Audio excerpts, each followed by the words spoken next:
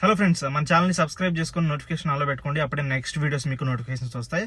So Salaar సినిమాకి సంబంధించి నిన్న ఆ ట్రైలర్ అయితే రిలీజ్ చేయాల్సి ఉంది, కానీ నిన్న టెక్నికల్ ఇష్యూస్ వల్ల రిలీజ్ చేయలేదనేసి మూవీ టీం అయితే చెప్పుకొచ్చింది అనమాట.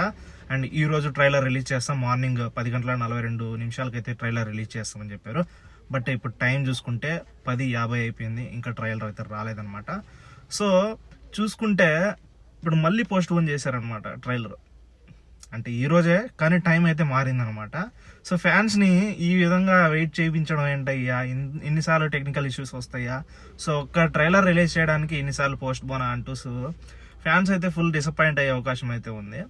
బట్ ట్రైలర్ అయితే ఈరోజు మధ్యాహ్నం 2 గంటలకు అయితే రిలీజ్ చేస్తారంట భయ్య. ఇందాకే పోస్ట్ అయితే పెట్టారు సలార్ అఫీషియల్ పేజ్లో.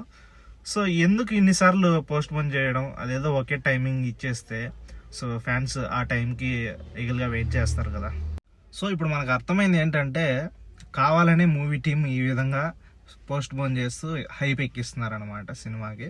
సో ట్రైలర్ అయితే సో మధ్యాహ్నం అన్నా 2 గంటలకన్నా కన్ఫామ్గా రిలీజ్ చేస్తారా, చెయ్యండి అయ్యా.